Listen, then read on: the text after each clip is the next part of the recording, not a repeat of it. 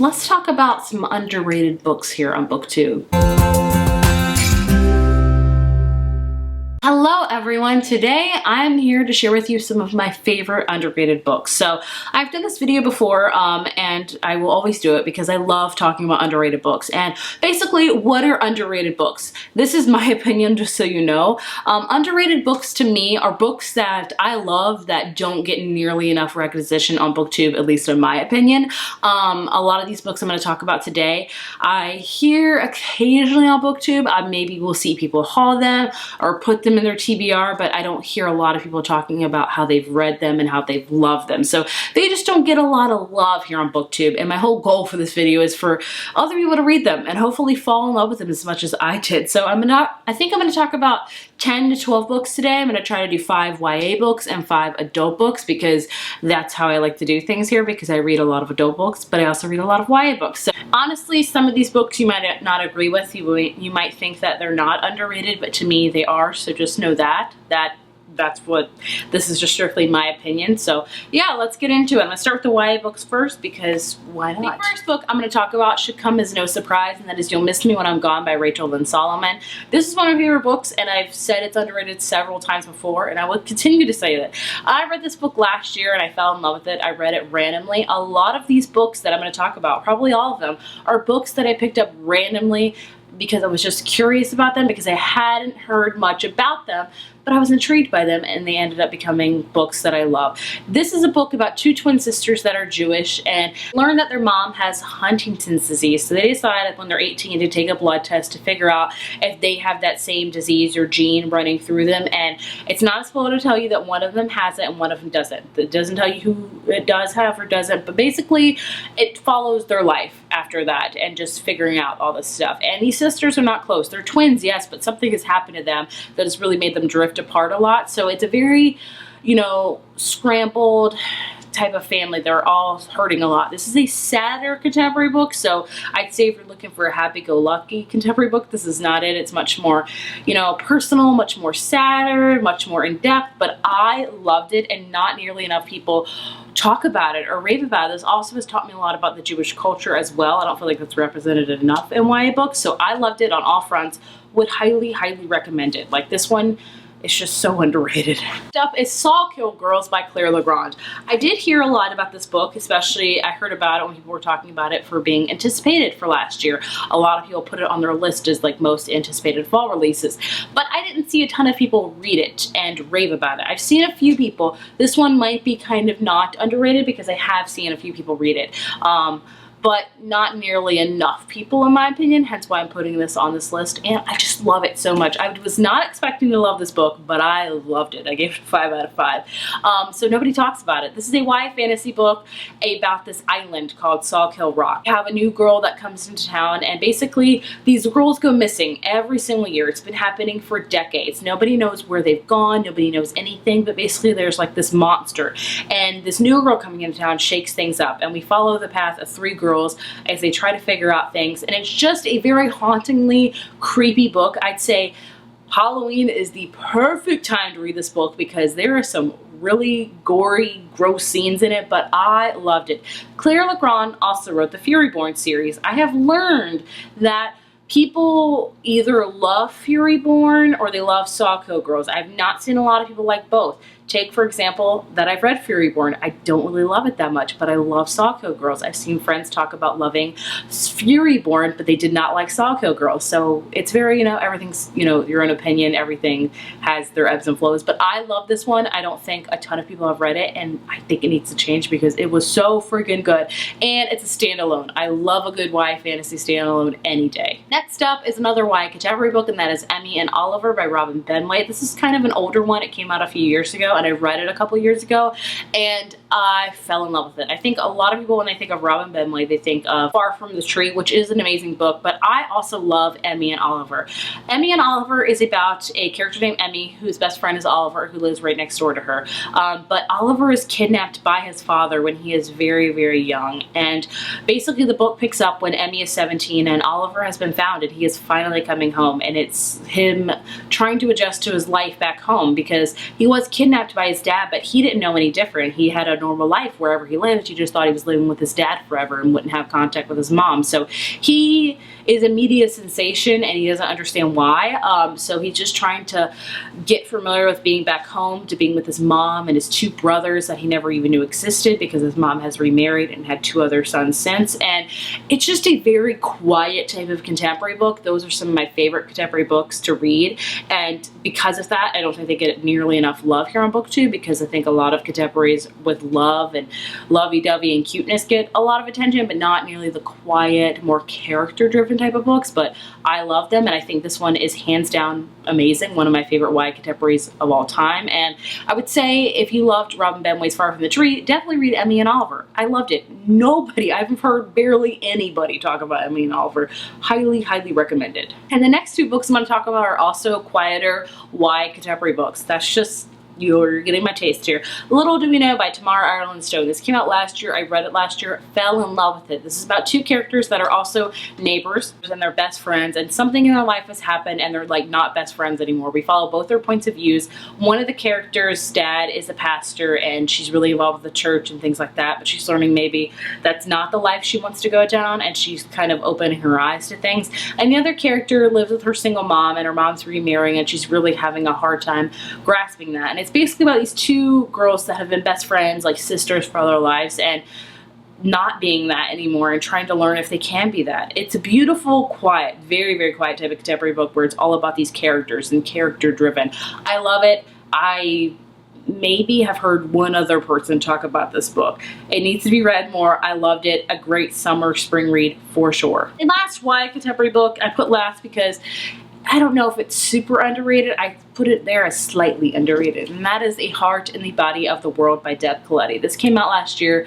I read it this year finally. What an impactful and intense book. It's about a character named Annabelle who lives in Washington State, and something has happened in her life. You as a reader do not know that. You figure it out along the book, and she decides to run from Washington all the way from Washington, D.C., so across the country pretty much. And she's running for a cause. She wants to make a change, and basically her grandfather follows her in the RV, and it becomes, she has like her brother and her friends being like her PR team, and it's just a beautiful book, a beautifully heartbreaking book about a lot of really important topics. I don't want to spoil it for you, but I have heard a few people talk about this book. I'm not going to lie to you, but I feel like it needs to be talked about more. It's a definitely impactful YA book that I think everyone should read. Everyone will get something from this, and the writing is just so stunning in it, honestly. So I put it up there as kind of underrated, maybe not, but I classify it as that.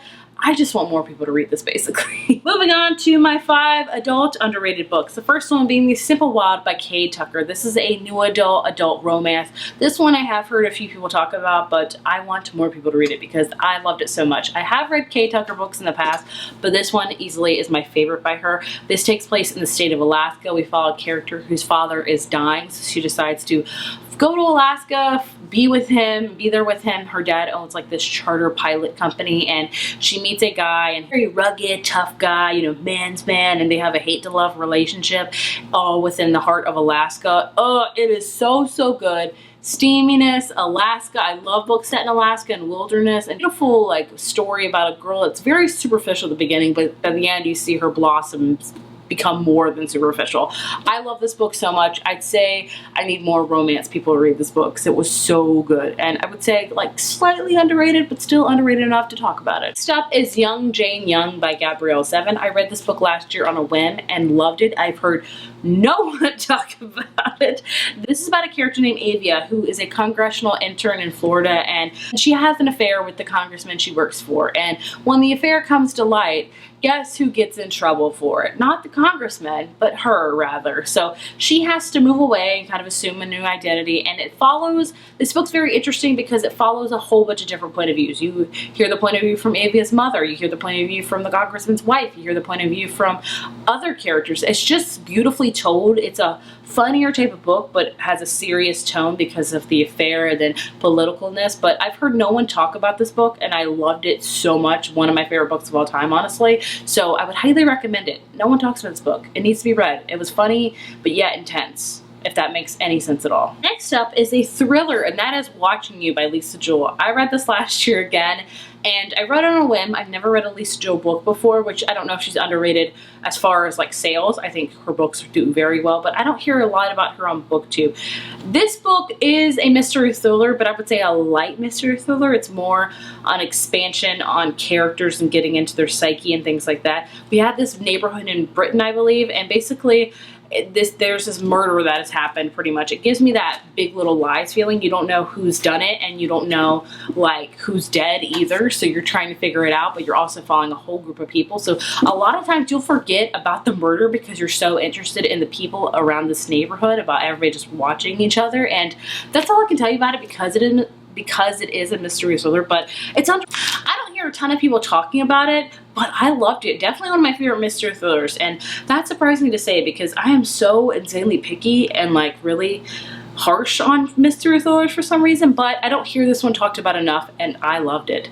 Okay, here's one that is very kind of out of the park for underrated, so just go with me here. That is The Great Alone by Kristen Hanna. You're like, Kristen Hanna, she's not underrated. Everybody talks about Kristen Hanna.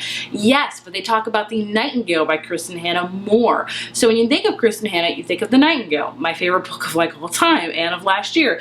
I don't hear like anybody talk about The Great Alone. The Great Alone came out last year, and I read it last year, and I loved it. Not as much as The Nightingale, I'll say that, but I still loved it. But I think everybody thinks of The Nightingale when they think of Kristen Hanna, just like when everyone thinks of Taylor Jenkins Reid. What do you think of? The Seven Husbands of Evelyn Hugo. You kind of forget about her other books. But The Great Alone by Kristen Hanna is amazing and definitely needs to be talked about. This book is also set in Alaska. This book kind of set me up for my love of books set in Alaska.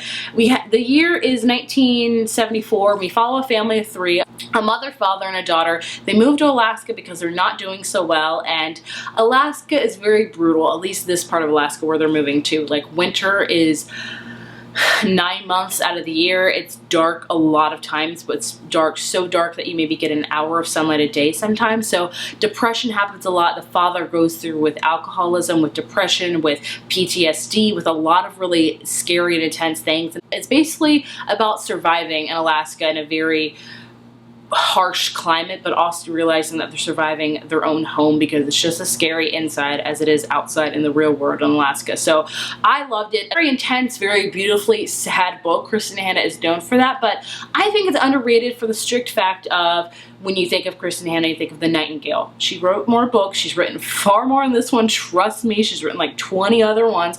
I've yet to read them all, but I love The Great Alone, and it definitely needs to be talked about more. Last book I want to share with you that I think is underrated is The Immortalist by Chloe Benjamin. Again, I read this last year. Really enjoyed it. This is a perfect book club book in my opinion because it's so many, you could discuss so many things in this book. Basically in this book, it starts off with the year of 1969. We have these three siblings that learn that there's like a fortune teller or something like that in their neighborhood, and this woman can predict the date of your death. So they decide to go to this woman to figure out the date of their death, and it's basically about their life after that, of how this one woman has set the trajectory of each individual life for these kids. So we follow each of their kids according to like their death date, and figuring out like, is it really fate that they were supposed to die that day, or is it because the woman told them that they would, that they've always had it in the back of their mind? It's just a really discussion type of based book in my opinion. Like, I still think about this book a ton. It's not one of my favorite books either, but I still think about it constantly because it's just the whole thing of like, was it fate? Was it meant to be? Did this woman make this up out of the back of her head, or was she like accurate? Or, you know, destiny? Is it destiny? So many questions you can think of while reading this book because you're like, did these characters just accept this fate blindly and let this woman decide their death date? They could have died much later maybe, or much earlier.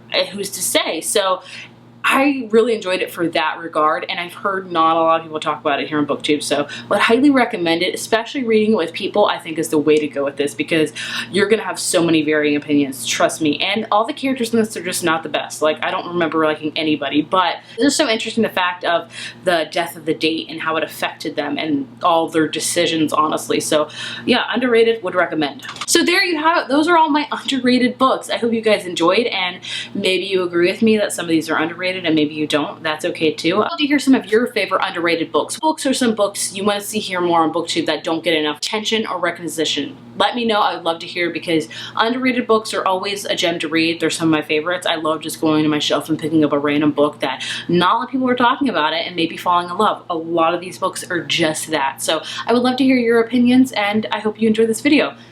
Bye.